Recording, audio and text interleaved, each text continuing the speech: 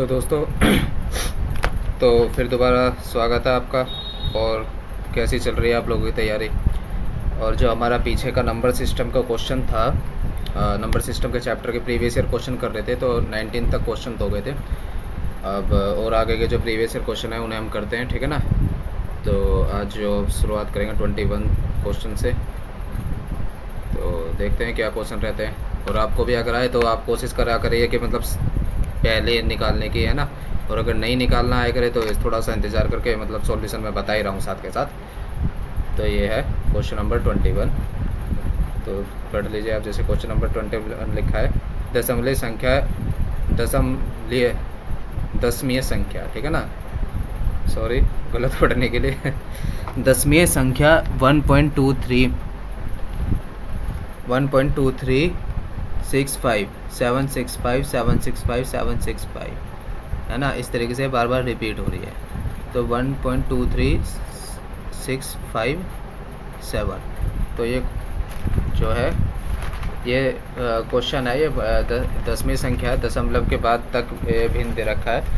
और इस क्वेश्चन का आंसर क्या होगा? 1.2365765, ठीक है। तो इस क्वेश्चन का आंसर क्या होगा ये आप लोगों को बताना है, ठीक है। तो ये जो है ये बार वाले क्वेश्चन जो होते हैं ना, ये उस तरीके के क्वेश्चन हैं। अगर आपको आते हैं तो इसमें बताइए क्या होता है ये इसका आंसर, ठीक है। तो असल में ये कैसे होते हैं, इसका बहुत आसान सा तरीका होता है ये। तो जैसे क्वेश्चन नंबर 21 ले लेता हूँ मैं, यहाँ पर उतार लेता हूँ और सब लेते रहेंगे। 1.23, फिर उसके बाद क्या है 657, ये बार बार रिपीट हो रहा है। आप देख रहे होगे ना, 657 657 657, ये बार बार रिपीट ही हो जा रहा है। तो इसका मतलब क्या है कि ये जो 657 है, इसे हम इस तरीके से भी लिख सकते हैं 1.23657 जो रिपीट होता है, तो उसके ऊपर बार, हम कहते हैं ना बार बार रिपीट हो रहा है, तो बार बार रिपीट हो रहा है, इस वजह से बार, ठीक है। तो अब ये आ गया, ये 1.23657 आ गया ये, ठीक है। अब हमें क्या करना है, जो 657 है पहले तो हमें यही उतार देना, हमें भूल जाना है कि यहाँ पर कुछ पॉइंट दे रखा है या फिर ऐसा कुछ है, ठीक है ना। हमें ऐसे ही पूरा उतार देना है। 1.323657 है, अपोन में लिखना है कितने 1 2 3 3 के ऊपर से, यानी 657 के ऊपर बार है तो उतनी 3 बार 9 लिख देना है, ठीक है ना। और कितने के ऊपर बार नहीं है, 3 डिजिट के ऊपर बार नहीं है, उतनी बार 0 लिख देना है, ठीक है। 1.12365 बिना पॉइंट का ऐसे लिखने के बाद उन संख्याओं को माइनस कर देना जिनके ऊपर बार नहीं है। तो इनके ऊपर बार नहीं है, 1.123 के ऊपर बार नहीं है, बार बार 1 पॉइंट बोल रहा हूँ, ठीक है। 1.23657 माइनस में 123, क्या आंसर आ गया? 123,534, ठीक है, बटे में 99 999 ठीक है ना। ये इसका आंसर आ गया। कई बार क्या होता है ना कि इसे और डिवाइड करके के दे देते हैं। अब तो यहाँ पर डिवाइड हो ही नहीं रहा, क्योंकि लास्ट में ऐसा कुछ भी संख्या है ही नहीं जो 9 से डिविजिबल हो या 3 से डिविजिबल हो, लेकिन कई बार आंसर में डिवाइड करके दे देते हैं, ठीक है ना। तो वो भी कई बार देखना पड़ता है कि कहीं ऐसा लगे कि आपको, मान लीजिए यहाँ पर ये होता है, ये मैं बताता हूँ। जैसे याद रखें 33 बटे में 9900, है ना। और ये ऑप्शन पे दे नहीं रखा होता है 33 बटे 9900, तो क्या ऑप्शन गलत होते हैं? नहीं, ऑप्शन गलत नहीं होते थे, उसका आंसर ये भी दे सकते था वो, इस तरीके से, ठीक है ना। या फिर ये भी दे सकता था, ठीक है।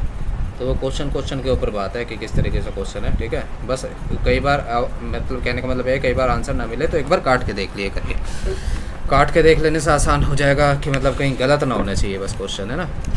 ये है। अब आते हैं क्वेश्चन नंबर 22 पे। अब ये क्या कर रहा है, 252 के धनात्मक भाजकों की संख्या, 252 के धनात्मक भाजक धनात्मक भाजक यानी जो नेगेटिव ना हो, यानी कोई भी पॉजिटिव नंबर, कोई भी पूर्णांक, ठीक है। तो भाजकों की संख्या निकालनी है तो सिंपल से डिवाइड कर दीजिए, ठीक है ना। वो डिवाइड कर दे, मतलब HCF जैसे निकालते हैं वैसे निकाल दीजिए। 2 1 जा 2, 2 2 जा 4, 2 6 जा 12, 2 6 जा 12, 2 3 जा 6, 3 2 जा 6, 3 1 जा 1, 3 1 जा 3, 3 7 जा 21, 7 1 जा 7, 2 2 जा 4, 3 जा 12, 12 3 जा 36, 36 7 जा 242, ठीक है।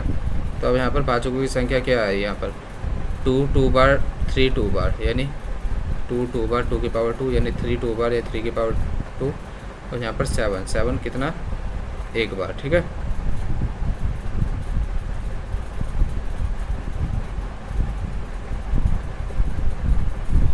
कितना एक बार, ठीक है। तो ये आया, ठीक है।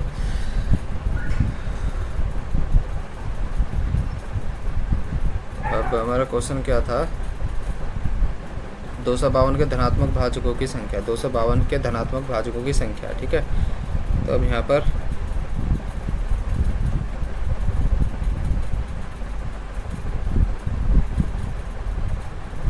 धनात्मक भाजकों की संख्या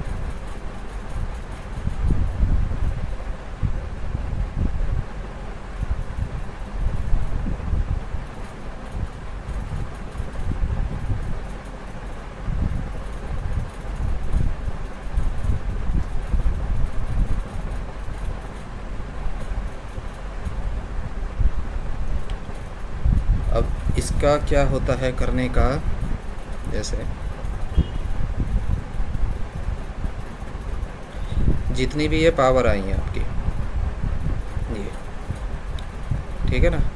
अब इन पावर को लिखना है आपको, इनमें एक जोड़ देना है, मल्टीप्लाई करना है, इन पावर को लिखना है, इनमें एक जोड़ देना है, मल्टीप्लाई करना है, इन पावर को लिखना है, ऊपर वाले को इनमें एक जोड़ देना है।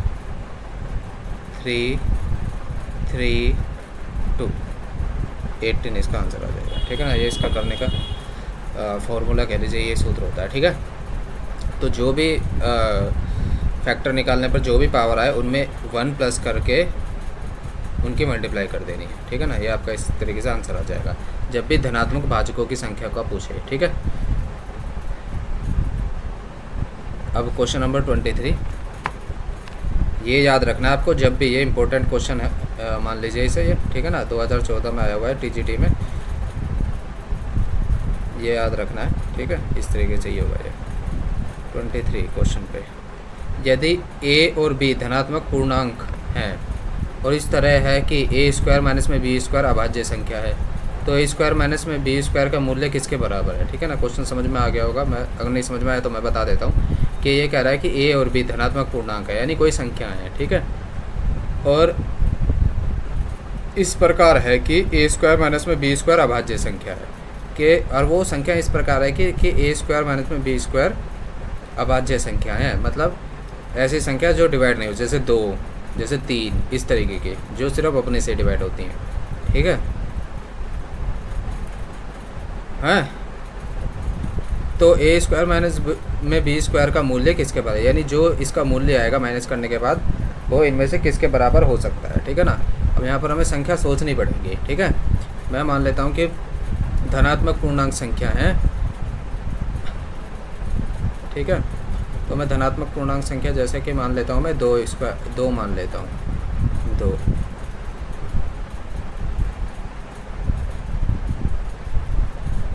a और b है ना, यानी a में से b घटाना तो मतलब बड़ा मानना पड़ेगा, जैसे चलो मैं इसे 2 ही मानता हूँ, ठीक है ना, और इसे 1, ठीक है। तो 4 में से 1 घटा दूंगा 3 आ गया। 3 अभाज्य भी संख्या भी है, ये भी ठीक हो रहा है, ठीक है ना। लेकिन क्या अगर मैं 3 को अगर हम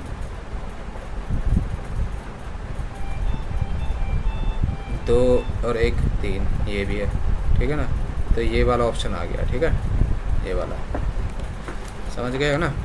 मैंने माना कि a जो है एक पूर्णांक संख्या 2 है, b है जो पूर्णांक संख्या 1 है, ठीक है ना।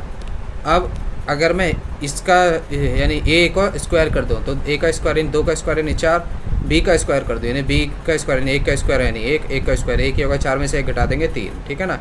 तो ये 3 तो आ गया अपना, और 3 भी ये क्या करा है कि वो भी अभाज्य संख्या होनी चाहिए। अब हम जानते हैं कि 3 अभाज्य संख्या है, ठीक है ना, और 3 का मतलब अपने के अलावा और कोई गुणन होता नहीं है, तो 3 ही होगा या 1 होगा, ठीक है ना। अभाज्य संख्या वही जिसका या तो गुणन 2 ही हो, या तो वो स्वयं से कटे या 1 से, ठीक है, या तो वो खुद से डिविजिबल हो या 3 से डिविजिबल हो, ठीक है ना। डिविजिबल बाई इटसेल्फ और डिविजिबल बाई 1, ठीक है। तो अब इसमें से हम जोड़ देख रहे हैं कि मतलब कि ऐसी संख्या कौन सी इन ऑप्शनों के अनुसार कि जोड़ कर, है ना, कि वही संख्या है, ठीक है ना, कि धनात्मक पूर्णांक संख्या। तो तो वो ऐसी कौन से है कि मतलब अगर हम इसे घटा रहे हैं तो अभाज्य संख्या आ रही है। तो अब इनमें से हमें देखना होगा कि हम अगर जोड़ रहे हैं तो किस में अभाज्य संख्या आ रही है। तो अगर मैं देखूँ तो a माइनस में b पहले ऑप्शन में, तो 2 में से 1 घटाता हूँ तो 1 आता है, ठीक है ना। तो 1 जो है मतलब वो अभाज्य संख्या नहीं गिनी जाती, क्योंकि हम जानते हैं कि अभाज्य संख्या सबसे छोटी होती है वो 2, ठीक है। तो ये हो नहीं सकता। अब a की ऑप्शन नंबर 3 पे आता हूँ तो मैं जैसे a इंटू बी यानी 2 × 1 यानी 2, तो 2 अभाज्य संख्या मतलब क्या हो गया ये 2 मतलब एक अभाज्य संख्या पूरी तरीके से नहीं है, ठीक है। सबसे छोटी अभाज्य संख्या है लेकिन वो पूरी तरीके से अभाज्य संख्या। तो क्या 2 × 1 = 2, ये और इवन नंबर भी हो सकता है, ठीक है ना। अब आते हैं 2 + 1 3, ठीक है ना। तो 3 एक ऐसी अभाज्य संख्या है जो किसी से नहीं कटती, ठीक है। तो ये वाला ऑप्शन इसके अनुसार सिचुएशन के अनुसार सही बैठ रहा है, ठीक है। ये है, नहीं तो यहाँ पर भी अगर हम देखा जाए तो इसमें भी थोड़ी मतलब गड़बड़ हो रही है। अगर हम किसी और मान को लेके चलें, एक बार देखते हैं, इसका भी करते हैं। अगर मैं इसमें a को मानूँ b को मानूँ, ठीक है, a को मानूँ 3 और b को मानूँ 2, ठीक है। और इसी तरीके से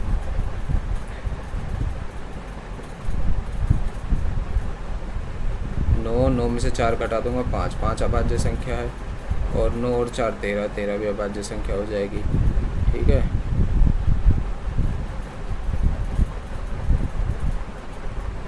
और 9 में से 4 घटा दूंगा 5, लेकिन ये भी फिर क्वेश्चन का आंसर सही हो जाएगा। 9 में से 4 घटा देंगे 5, 3 में से 2 घटा देंगे 1, 3 में से 2 3 दूनी 6, 3 और 2 5, तो ये भी नहीं होगा। और कुछ और देखते हैं एक बार फिर दोबारा। अगर मैं इसे 4 मान लेता हूँ और इसे मान लेता हूँ 3, ठीक है। अब देखते हैं एक बार। 4 × 4 = 16 और 3 × 3 = 9। 16 में से 9 घटा देंगे 7 आ जाएगा, ठीक है। भाज्य संख्या है 7, हाँ है। और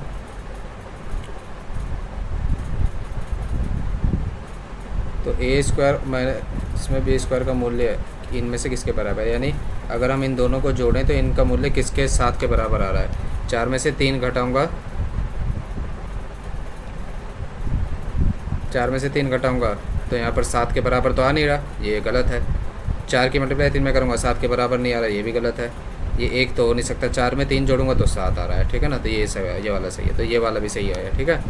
और अगर 2 में से 1 घटाऊँगा 1 यानी 3 नहीं आ रहा, ठीक है। 2 × 1 1 यानी 2 नहीं आ रहा। यहाँ पर 2 + में 1 3 आ रहा है, तो ये भी है, ठीक है ना। तो ये दोनों ही आंसर सही हैं, ठीक है। अब मैं बता देता हूँ आपको क्या आ रहा है, किसी को अगर नहीं समझ में आया हो तो अभी क्लियर हो जाएगा, ठीक है। तो यहाँ पर a + b 4 + 3 7, ठीक है। तो असल में ये क्वेश्चन क्या क्या आ रहा है, ये क्वेश्चन थोड़ा सा जूम आउट कर दूँ। ये क्वेश्चन कह रहा है कि a और b धनात्मक पूर्णांक हैं, कोई भी धनात्मक पूर्णांक है। तो सबसे पहले तो मैंने a को धनात्मक पूर्णांक यानी a को 2 माना था और फिर b को 1 माना, ठीक है। और फिर क्या कह रहा है कि इस तरह है कि a² माइनस में b², ये वो जो धनात्मक पूर्णांक है वो इस तरह है कि अगर a² माइनस में b² यानी अगर a का स्क्वायर कर दिया जाए और b का स्क्वायर कर दिया जाए और उन दोनों को घटा दिया जाए तो 3 आता है, ठीक है ना। उन दोनों को घटा दिया जाए तो ऐसी संख्या आती है जो अभाज्य संख्या है, ठीक है ना। और अभाज्य संख्या हम जानते हैं कि अभाज्य संख्या वह संख्याएं होती हैं जो 1 से कटती हैं या खुद से ही कटती हैं, ठीक है। अब यहाँ पर हम देखते हैं कि 2 का स्क्वायर क्या आ गया 4, 1 का स्क्वायर आ गया 1, 4 में से 1 घटा देंगे 3, तो 3 क्या है अभाज्य संख्या। हाँ, ये वाली कंडीशन हमारी फॉलो हो रही है। अब ये क्या कह रहा है कि इन ऑप्शनों में से कौन सा एक ऑप्शन है जो इस 3 के मूल्य के बराबर है, ठीक है ना। हमने देखा a को हमने 2 रख दिया, b को हमने 1 रख दिया, 2 में से 1 घटाएंगे तो क्या आएगा 1, ठीक है ना। ये पहले वाले ऑप्शन से तो 1 क्या 3 के बराबर है, नहीं, तो ये वाला ऑप्शन नहीं हो सकता। ऑप्शन नंबर 3 पे आए, a को हमने माना क्या 2, b को हमने माना क्या है 1, तो 2 × 1 तो 2, क्या 2 3 के बराबर है, नहीं, ये भी नहीं हो सकता। 1 तो 3 के बराबर हो ही नहीं सकता, तो हम इस वजह से ऑप्शन नंबर 2 पे आए। ऑप्शन नंबर 2 के हिसाब से a को हमने क्या मान रखा है 2, b की वैल्यू क्या मान रखी है 1, तो 2 + 1 क्या हो गया 3, तो यानी यही वाला ऑप्शन इससे मैच कर रहा है, और इसी तरीके से हमने यहाँ पर भी करा है। ठीक है, अब आते हैं हम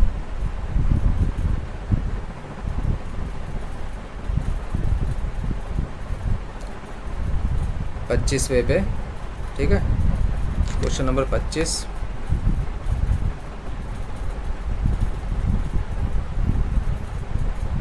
भिन्न की एक जोड़ी में भिन्न ए भिन्न बी से दुगना है।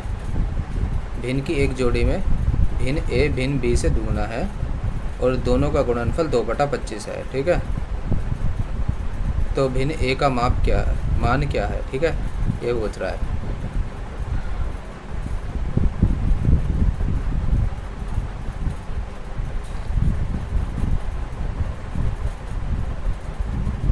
नहीं 26वां क्वेश्चन है ये।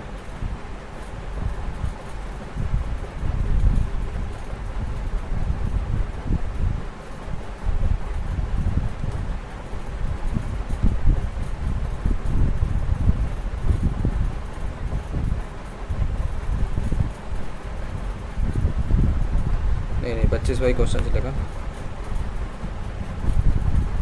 सॉरी।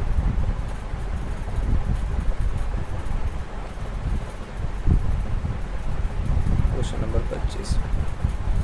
तो 25 के हिसाब से 1 से 500 तक ऐसी कितनी पूर्णांक संख्याएं जिन्हें कम से कम 3, 5, 7 से पूर्णतः भाग कर दिया जाए। ठीक है ना, तो ये थोड़ा सा लेंथी क्वेश्चन हो जाएगा ये, है ना। 1 से 500 तक। ठीक है, 35, 35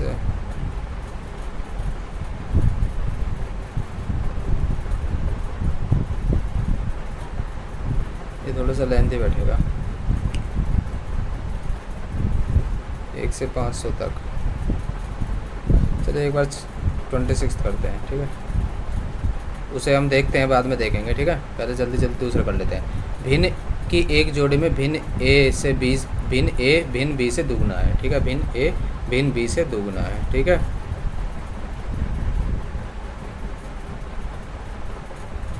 और दोनों का गुणनफल 2/25 है। ठीक है, तो ए का मान क्या है? ठीक है, अब मैं मान लेता हूँ जैसे ए है, ए एक भिन्न है, भिन्न यानी फ्रैक्शन है। ठीक है, उसका मैं मान लेता हूँ कि x/y है, और b जो है इस x/y से दुगना है। ठीक है ना,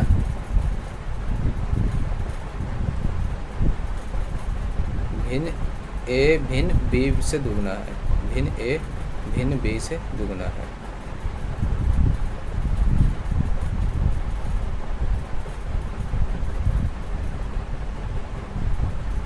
ठीक है, अब क्या कह रहा है ये, और दोनों का गुणनफल यानी x/y बटे में x/2y बराबर क्या है? 2/25। ठीक है, तो यहाँ पर क्या आ जाएगा? यहाँ पर x² बटे y², और ये जो 2y है ऊपर चला जाएगा, ये आ जाएगा आपका 4/25। ठीक है, अगर हमें इसे x/y निकालना है ना अब हमें, तो भिन्न a का मान भिन्न a बराबर क्या? x/y, तो यानी हमें x/y निकालना है।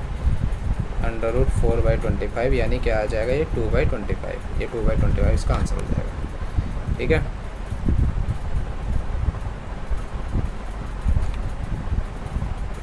अब आ जाते हैं हम 26 क्वेश्चन पे।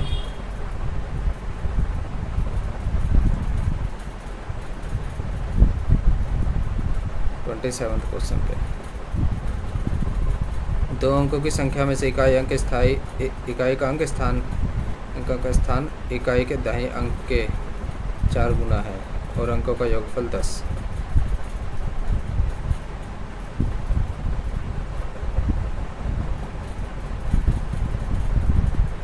दो अंकों की एक संख्या में इकाई का अंक का स्थान दाहिने अंक का 4 गुना है। ठीक है, इकाई का अंक का स्थान दाहिने अंक के 4 गुना है।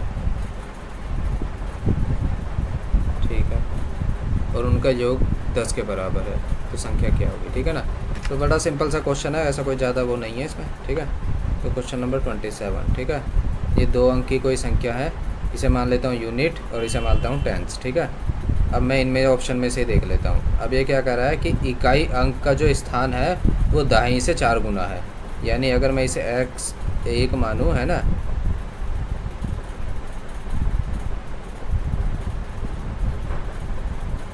तो इसे 4 गुना है, ठीक है ना।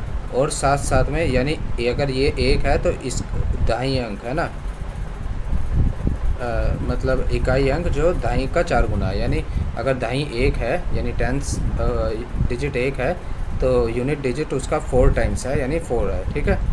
तो यानी ये 14 हो सकता है, एक संभावना है। लेकिन साथ साथ में इन दोनों का जोड़ जो है वो क्या होना चाहिए, इन दोनों का जोड़ जो है 10 होना चाहिए। लेकिन इन दोनों का जोड़ तो 5 आ रहा है, लेकिन 5 नहीं होना चाहिए, 10 होना चाहिए। यानी ये 10 कितना टाइम्स ज़्यादा, 2 टाइम्स ज़्यादा है, ठीक है ना, 2 गुना ज़्यादा। तो ये भी 2 गुना ज़्यादा, तो ये भी 4 ना होकर 2 गुना ज़्यादा 8। तो यानी वह संख्या क्या होगी, 28 होगी, ठीक है ना। तो यहाँ पर ये सिंपल सा आप यहाँ से भी कर सकते थे कि देख लीजिए कि ये जो टेंस डिजिट है यानी दाईं अंक है वो 2 है, और यूनिट डिजिट यानी इकाई अंक है वो 8 है, जो कि 4 गुना है, और जोड़ने पर 10 भी हो रहा है। तो यहाँ से भी हो जाता है ये सिंपल सा, बिना कॉपी पेन उठाए। और यहाँ पर आ जाते हैं क्वेश्चन नंबर 28 पे। प्रथम 25 विषम संख्याओं का योग क्या है। प्रथम 25 विषम संख्याओं का योग, विषम संख्या का हमने पीछे फॉर्मूला करा था। विषम संख्या का फॉर्मूला क्या होता है, n²। तो 25 विषम संख्याओं का योग 25 का स्क्वायर, तो यहाँ पर 625। क्वेश्चन नंबर 29 पे आते हैं। कितनी संख्या 1000 से और 5000 के बीच विद्यमान है जो 225 से विभाज्य है। 225 से विभाज्य होने वाली संख्याएं बतानी है जो 1000 तथा 5000 के बीच हैं, ठीक है।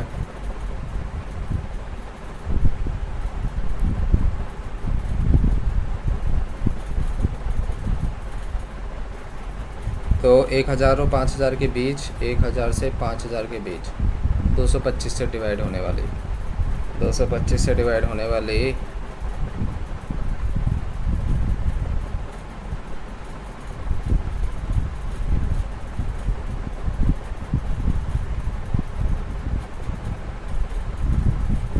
225 का अगर हम हिसाब लगाएं, जैसे 225 को अगर मैं 4 से मल्टीप्लाई करूँ, 4 दूनी 8 9 10, 4 दूनी 8 और 1 9, 225 पंजे करूँ, 10 10 11 12 5 दूनी 10 11 1125, ठीक है। तो पहली संख्या तो 225 की जो 1000 से थोड़ा बड़ा है, क्योंकि चौथे पे तो 900 आ रहा था, 5वें पे 1125 आ रहा है, तो पहली संख्या तो छोटी संख्या होगी 1125, ठीक है। अब इसी तरीके से 5000, 1000 से 5000 के बीच में बता रहे हैं, तो 5000 से कम कौन सी संख्या हो सकती है। 5000 में से अगर मैं 225 घटा दूँ, 4775 हो सकती है। क्या है, 225 से डिवाइड है पूरी, 4775, 4775 तो पूरी डिवाइड नहीं है।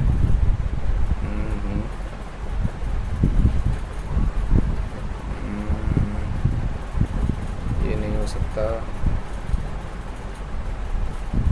ठीक है। अब यहाँ पर अगर मैं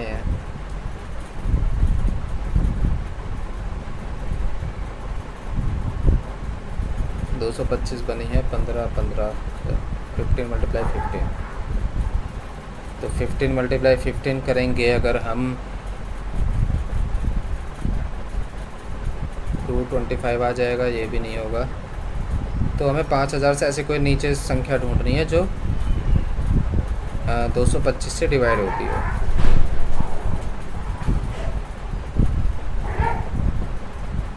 ठीक है।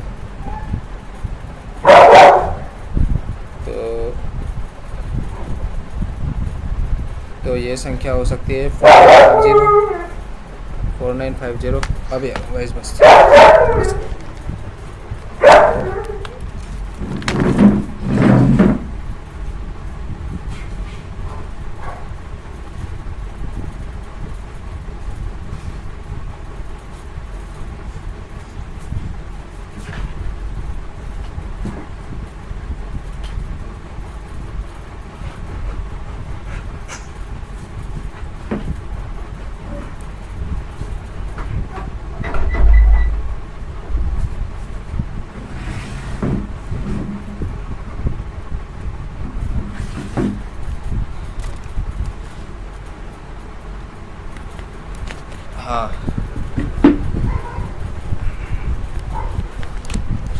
कुछ आए क्या सोचने में, वो संख्या कौन सी हो सकती है?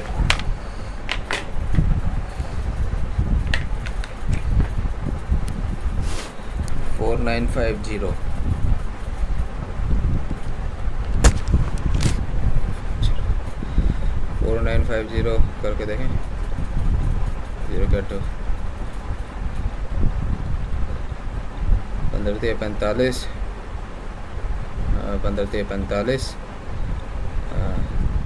15 दूनी 30 15 दूनी 30, तो 4950 का पूरी तरीके से डिवाइड है ना, तो ये आ जाएगा। ठीक है 4950। ठीक है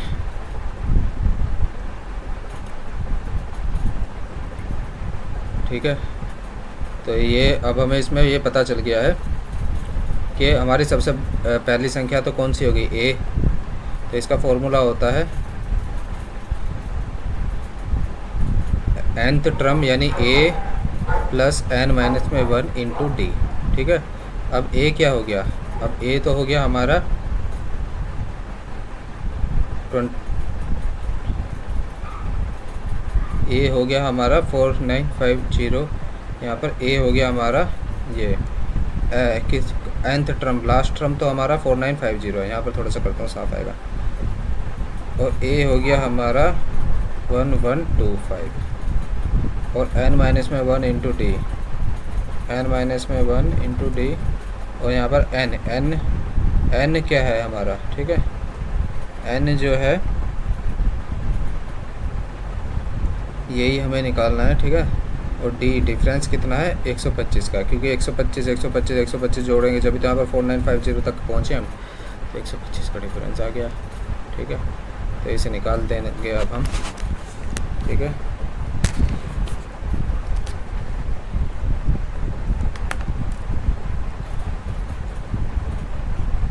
एक 125, ये थोड़ा सा इस तरीके से 125 पहले इससे इसको डिवाइड कर देते हैं थोड़ा आसान बनाने के लिए क्वेश्चन, क्योंकि ज़्यादा बड़ा है और लेंदी हो चुका है पहले ही, तो इसे पहले डिवाइड काट देते हैं।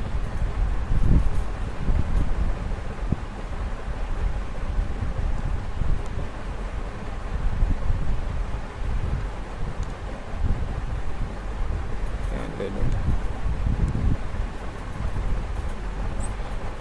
5 9 जा 45, 5 9 जा 45, सॉरी 9 5 2 जा 10, 5 2 जा 10, 5 5 जा 25, 5 5 9 5 5 609, 5 5 2 जा 10, 5 4 जा 20, 5 5 जा 25, 4 जा 3 6 जा 4 जा 12, ये नहीं है,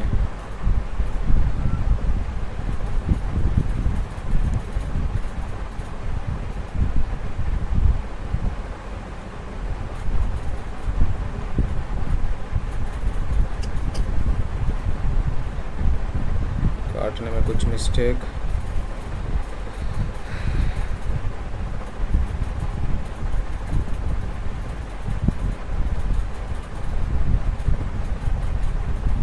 चलिए भी इसे यहाँ पर ऐसे ही करता हूँ। 4950 बराबर 1125, और यहाँ पर इसकी मल्टीप्लाई इसमें करूँगा,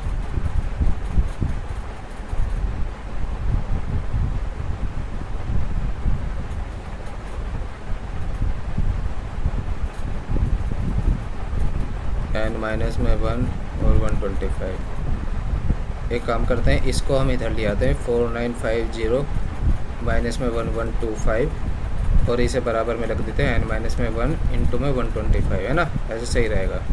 4950 में से 1125 घटाएंगे, इधर रह गए यहाँ पर 3825 बचे, यहाँ पर 3825 है ना, और यहाँ पर 3825 बचे, और यहाँ पर क्या है ये 125, n माइनस में 1 और ये 125 बचा। अब ये डिवाइड हो सकता है ये, ठीक है ना, हमें वो टर्म नहीं तो निकालना है कि कौन सा वो लास्ट टर्म है, ठीक है ना, तो क्वेश्चन तो यही पूछ रहा है लास्ट टर्म निकालने का। 29 कितनी संख्याएं हैं, मतलब कितनी ऐसी संख्याएं हैं जो मतलब ये संख्याएं निकालनी है, तो 5 2 जो 10, 5 5 जो 25, 5 7 जो 35 जो 30, 5 5 जो 25, 5 5 जो 25, 5 जो 5 6 7, 5 5 जो 25 जो 15 है ना, 5 से जो 8, 5 7 जो 35, 36 37 38, 5 6 जो 30, 5 5 जो 25, 5 6 7 5 5 जो 25 जो 15। तो अभी ये कितने बार में कट रहा है?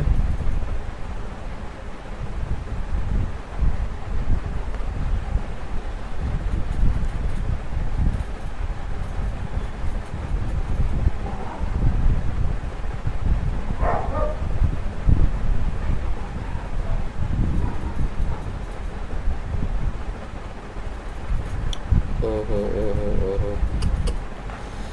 गलत हो गया एक जगह। फिर ये जो है ना, ये अंतर 125 का नहीं, अंतर तो 225 का होगा ना।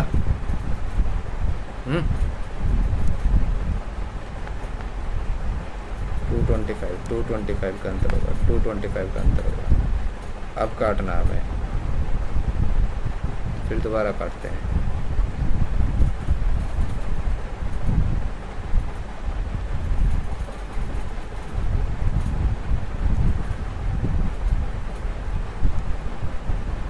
यानी 3825 डिवाइड बाई में 225, 5 4 जो 25, 5 जो 25, 5 7 जो 35, 5 6 जो 30, 5 5 जो 25, 9 जो 45, 5 जो 5 6 7, 5 5 जो 25, 5 3 जो 15, 3 3 जो 9 जो 15, 3 1 जो 3, ये आगे 17 है ना। तो 17 बराबर n माइनस में 1, तो nth टर्म निकालना है मैंने, मतलब ये संख्या निकालनी है। तो उधर आएगा तो n बराबर 17 प्लस में 1 80। तो 18 मतलब 18 संख्याएँ हैं कुल, जो 1000 से 5000 के बीच आएंगी और 225 से विभाज्य होंगी, ठीक है ना। ये वाला है।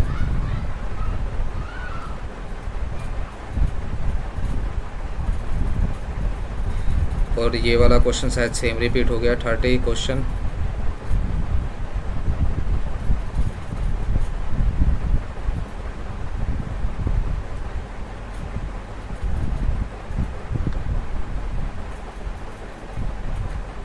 क्वेश्चन सेम रिपीट हो गया।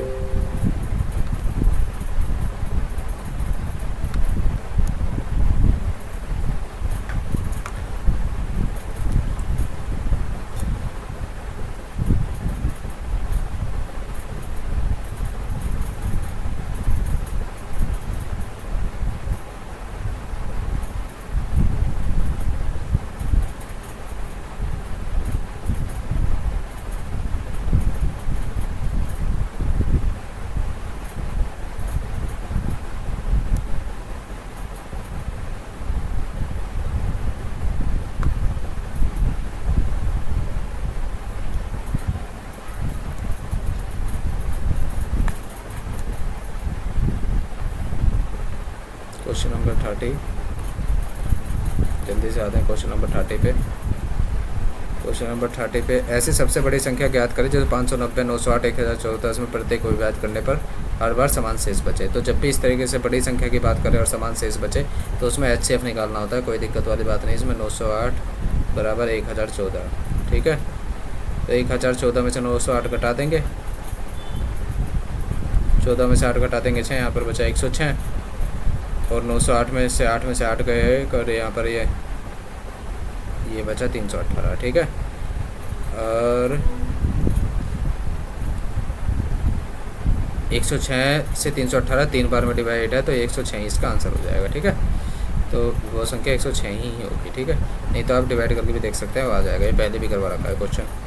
और 31, 100 से पूर्णतः विभाज्य 5 अंकों की सबसे बड़ी संख्या कौन सी है? 100 से पूर्णतः विभाज्य 5 अंकों की सबसे बड़ी संख्या। 5 अंकों की सबसे बड़ी संख्या हम जानते हैं 5 बार 9, और वो 100 से विभाज्य पूछ रहा है, तो सिंपल सा 100 से डिवाइड कर देंगे, वो हो जाएगी 99। फिर दोबारा जाएगा, फिर दोबारा 999, फिर दोबारा जाएगा, फिर दोबारा 900, फिर बचेगा 99, ठीक है ना। तो सिंपल सा 99999 को 99 में से घटा देंगे, 0099 999, ठीक है ना, सिंपल सा। क्या होता है ना इसमें, मैं आपको बता दूँ, इसमें जैसे 5 बार संख्या लिखी है, ठीक है ना, तो इसमें से ऐसी संख्या पूछ रहा है जो पूरी तरीके से 100 से डिवाइड है, वो बड़ी से बड़ी संख्या। अब हम जानते तो है नहीं, लेकिन हम ये जानते हैं कि 5 बड़ी से बड़ी संख्या 5 अंकों की 9 बार 5 होती है, ठीक है ना। ये जैसे हम पढ़ रखा है, ये तो सिंपल सा आसान होता है। तो इसमें से हम निकालने के लिए जो भी हमें रिमाइंडर बचता है, ठीक है ना, वो हम घटा देते हैं, तो वो संख्या ऐसे निकल जाती है जो उस 100 से डिवाइड है, यानी वो जो भी डिवीज़र है हमारे उससे पूरी तरीके से डिवाइड होगी, क्योंकि वही एक्स्ट्रा आ रहा है और उसी एक्स्ट्रा को हमने निकाल दिया, तो सिंपल सी बात है, वो डिवाइड होनी है, ठीक है ना। और जैसे ये इस तरीके से ऐसा मान लीजिए, ठीक है, जैसे कोई संख्या 7 है, ठीक है, उसे मैं डिवाइड कर रहा हूँ 5 से, तो ये रिमाइंडर क्या आ रहा है, 2 आ रहा है रिमाइंडर, ठीक है, ठीक है ना। तो मुझे क्या करना होता कि अगर मुझे वो संख्या ऐसी बनानी है कि वो 5 से डिवाइड हो जाए, तो ऐसे मुझे क्या करना पड़ेगा, ये 7 है, यानी 7 में से अगर मैं 2 घटा दूंगा क्या आ जाएगा, 5 आ जाएगा ना। यानी अब 5, यानी वो रिमाइंडर घटाने पर है ना, यानी 5 को अब मैं उस 5 से डिवाइड करूँगा तो वो पूरी तरीके से डिवाइड आ जाएगी। तो पूरी तरीके से डिवाइड का मतलब ये होता है जब रिमाइंडर कुछ ना बचे या शून्य बचे, ठीक है। तो ये होता है, आपको शायद समझ में आ गया होगा। अब आते हैं दूसरे क्वेश्चन पे।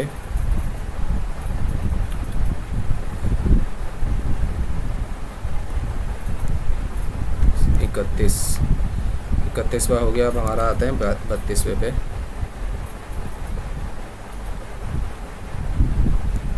एट 756 में 7 का वास्तविक मान और स्थानीय मान। वास्तविक मान और स्थानीय मान में क्या अंतर है, वास्तविक मान को तो कहते हैं प्लेस वैल्यू और स्थानीय मान को कहते हैं फेस वैल्यू। फेस वैल्यू वही होती है जो सेम होता है, जैसे 7 का फेस वैल्यू 7 ही होगा, है ना। और प्लेस वैल्यू क्या होता है, उस जगह को छोड़ के आगे जितनी भी हैं 0 लगा देते हैं। अब यहाँ पर क्वेश्चन पे करते हैं तो समझ में आ जाएगा आपको। जैसे 8756 में से 7 का वास्तविक मान और स्थानीय मान का अंतर पूछ रहा है, तो 7 का वास्तविक मान तो क्या हो जाएगा, मैं यहाँ पर लिख देता हूँ 7 हो जाएगा, सेम ही जो वो संख्या है वो खुद ही उसका वास्तविक मान है। और प्लेस वैल्यू क्या हो जाएगी, यानी स्थानीय मान क्या हो जाएगा, स्थानीय मान हो जाएगा ये तुम्हारा 7 यहाँ पर लिख देंगे। इसके आगे कितनी डिजिट हैं, 2 डिजिट हैं, तो 2 0 लगा देंगे। तो 700 में से 7 घटा देंगे। अब ये इसका पूछ रहा है ना ये, तो यहाँ पर ये 3 आ जाएगा, ये 693 इसका आंसर हो जाएगा, ठीक है। एक पहलवान 6 मैच जीतता है, ठीक है। अब ये पूछ रहा है कि एक पहलवान है वो 6 मैच जीतता है, तो यहाँ पर लिख देता हूँ मैं विन 6 करा है, और 4 हार जाता है, लॉस करता है वो 4 मैच, यानी वो कुल मैच कितने खेलता है, 10 मैच खेलता है, ये तो हमें पता चल गया। उसके द्वारा खेले गए मैचों की संख्या जिसमें वो जीता है ना, उसके द्वारा जीते गए खेल का भिन्न क्या है। अब जीता किस में है, वो 6, यानी 10 में से 6 जीता है, यानी 10 टोटल है, 6 जीता है, उसका भिन्न बताना है। तो उसका भिन्न क्या हो जाएगा, 3/5। अगर हारने का भिन्न पूछता तो 4 और 10, तो 4/5 यानी 2/5 आ जाता है, ठीक है। सबसे बड़ा भिन्न कौन सा है, भिन्न निकालने का सब तरीका हमने बताया ही था आपको, ठीक है, कि अंतर लेके ऊपर वाले से डिवाइड कर दो, ठीक है। तो ये वाला हो जाएगा आप पे, आप एक बार करिएगा, नहीं समझ में आता तो आप पूछ लीजिएगा नीचे, शायद ये वाला हो जाएगा।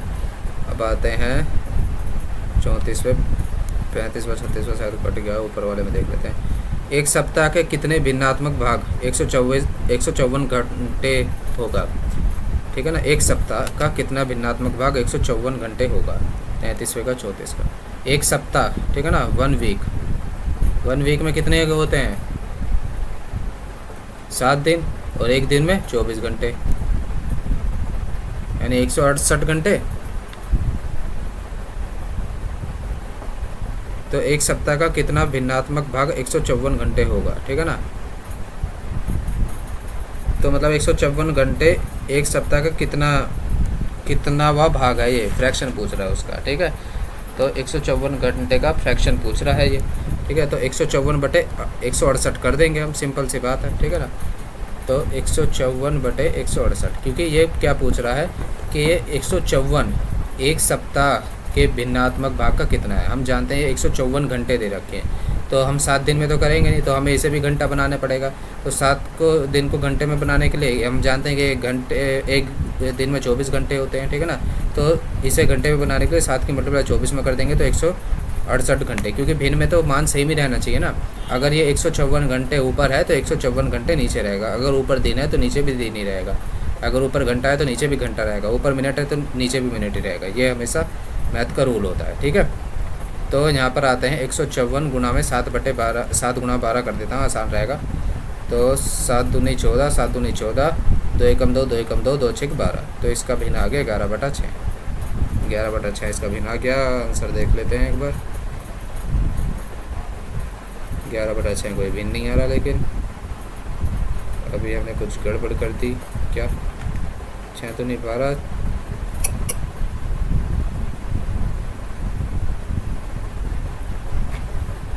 गलत कर दिया,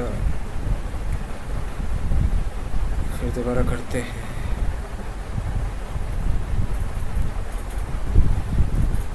एक 154/7 गुना 12, 2 छक 12, 2 सत्ते 14, 2 सत्ते 14, 7 एकम 7, 7 एकम 7, 11/6, 11/6 आंसर आ रहा है। फिर दोबारा 11/6, ये कुछ गड़बड़ हो रही है।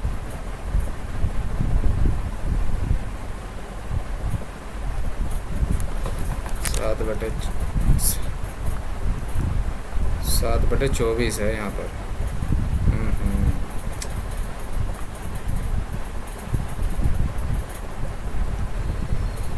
7/24 है यहाँ पर, 7, यहाँ पर 24, 2 एकम 2, 2 सत्ते 14, 2 सत्ते 14, और ये 7 से 11 बार कट गया, यहाँ पर ये आ गया 11/12, ये इसका आंसर हो जाएगा, ठीक है। अब आते हैं 35वें पे। 35वां भी इसमें नहीं दे रखा है, यहाँ पर दे रखा है। क्या क्वेश्चन करे, एक संख्या का 3/7 भाग 42 है, तो उस संख्या का 6/7 भाग क्या होगा। मैं मान लेता हूँ वह एक संख्या x है, ठीक है ना। तो x का 3/7 भाग कितना बता रखा है, 42 बता रखा है, यानी वह संख्या असल में कितनी होगी, यानी वह संख्या होगी 84, यानी 84 वो संख्या है। अब ये क्या कह रहा है कि मेरा क्वेश्चन, अब ये कह रहा है कि उस संख्या का 6/7 भाग क्या होगा, यानी उस 84 का, यानी 84 का 6/7 क्या होगा। 7 1 7 2 14, 12 6 72, 72 होगा उसका, ठीक है। 35 का हो गया। अब आते हैं 36 पे। ये 36 का ही था, ठीक है, ये 36 क्वेश्चन था, सॉरी। 35 कौन सा रह गया फिर, 35 भी हो गया। 34 नहीं करवाया, ये 35 था, 35 था ये, और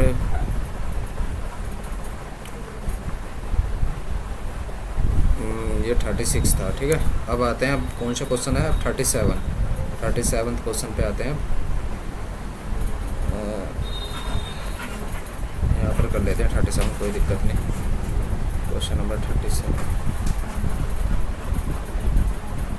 कौन सबसे अलग है, कौन सबसे अलग है। ये थोड़ा सा रीजनिंग का क्वेश्चन है। यहाँ पर देखिए, यहाँ पर इसे क्वेश्चन यहीं पर ही कर दवा देते हैं इसे। यहाँ पर 8, ये 27, ये 64, ये 100, ये 5, ये 43। तो क्या हो रहा है यहाँ पर, ये 8 जो है 2 का क्यूब है, ये 3 का क्यूब है, ये 64 4 का क्यूब है, ठीक है ना। ये 5 का क्यूब होना चाहिए था, लेकिन यहाँ पर ये क्या है, 100 है, ये किसी का क्यूब नहीं है, तो यही सबसे अलग है, ठीक है। अब यहाँ पर क्या कह रहा है, 4 अंक की सबसे बड़ी संख्या क्या होगी, जो 15, 25, 40 और 75 से विभाज्य है। तो ऐसा 4 अंकों की सबसे बड़ी संख्या तो 4 बार 9 ही होती है, लेकिन वो 15, 25, 40 और 75 से डिवाइड भी होनी चाहिए, ठीक है।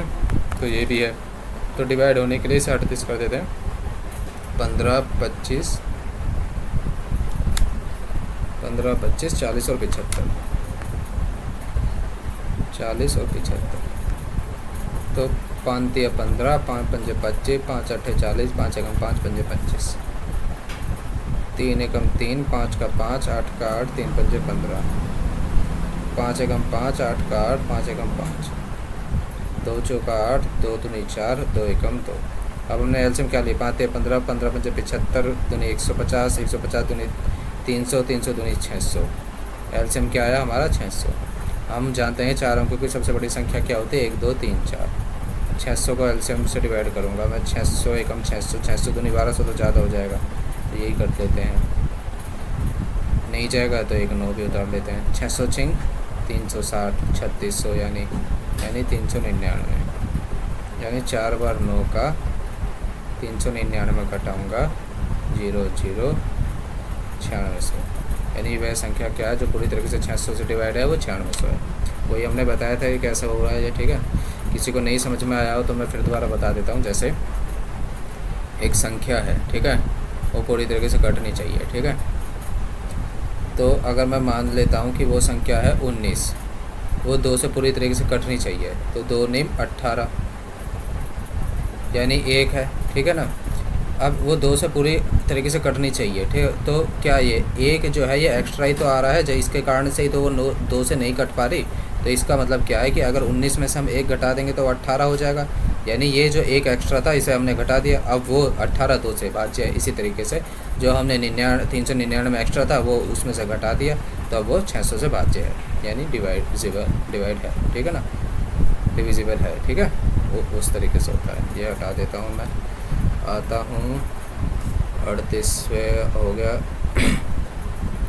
39। आवर्त दशमलव के 0.237237 हेतु परिमेय संख्या क्या होगी।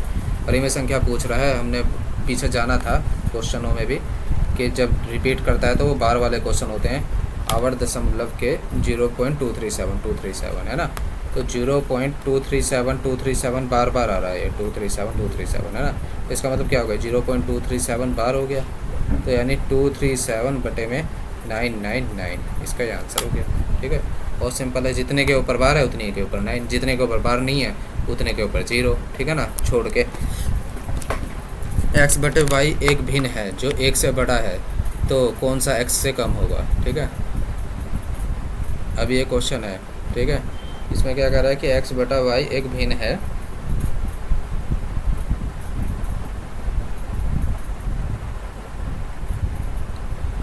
x बटा वाई एक भिन्न है, ठीक है। इसमें भिन्न तो बता रखा है, ठीक है। देखते हैं इस क्वेश्चन को करते हुए क्या कह रहा है, ये मैं अभी आपको पता चल जाएगा कि x बटा वाई एक भिन्न है, ठीक है, ये भिन्न बता रखा है, और ये जो भिन्न है वो 1 से बड़ा है, ठीक है, और ये जो भिन्न है इज़ ग्रेटर दैन टू 1, ठीक है। तो ये ऐसा भिन्न क्या हो सकता है, अगर मैं x को ले यहाँ पर 2 और यहाँ पर लूँ 1, ठीक है, तो ये सिंपल सी बात है, ये हो सकता है ना, यानी 1 2 जा 2 यानी 2 इज़ ग्रेटर दैन 1, ये वाली तो कंडीशन फॉलो कर रही है ना। तो कौन सा 1 से कम होना चाहिए, तो इनमें से अब ये पूछ रहा है कि इनमें से कौन सा ऑप्शन है कि 1 से कम होना चाहिए, ठीक है ना। तो अगर मैं देखूँ 3y ऑप्शन 1 के अनुसार 3y बटे में x, ठीक है, तो 3y बटे में x को मैंने 2 माना है, ठीक है ना, और y को मैंने 1 माना है यहाँ पर, तो 3y बटे में x को रखूँगा मैं, 3y बटे x यहाँ पर रखूँगा, तो 3y का मतलब क्या हो गया, 3y मतलब 3 और x का मतलब 1, ठीक है। तो क्या कह रहा है, तो कौन सा 1 से कम होना चाहिए, तो कौन सा 1 से कम होना चाहिए, 3y बटे में x, ये लेकिन 1 से कम तो नहीं हो रहा, ये तो 1 से ज़्यादा है, तो ये वाला ऑप्शन आंसर नहीं हो सकता।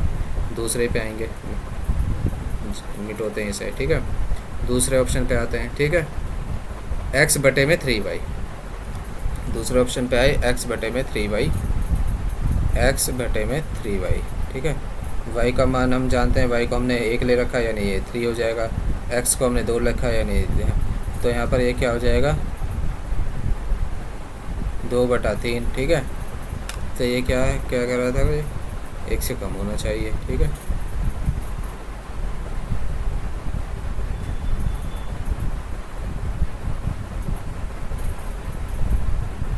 अगर हम x को 2 ले लें, y को 3 ले लें, तो 3/2, ठीक है, तो ये x से कम होना चाहिए, ठीक है।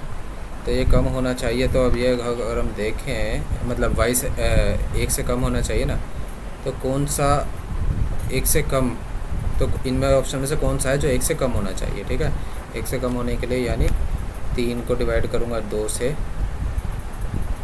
0.6 18, यानी पे 0.6 आ रहा है ना, और 6 से बार बार आ रहा है। ठीक है, ठीक है, तो यही वाला ऑप्शन हो जाएगा, ऑप्शन नंबर 2। ठीक है ना, तो ऑप्शन नंबर 2 इसका आंसर हो जाएगा। तो क्वेश्चन नंबर 41 पे आते हैं। क्वेश्चन नंबर 41 आज के लिए बस इतना ही था ये। तो अभी और आगे के क्वेश्चन जितने भी हैं मैं आपको इस चैनल पे पूरे करवाता रहूँगा। तब तक के लिए धन्यवाद। धन्यवाद मेरे साथ जुड़ने के लिए। Thank you very much.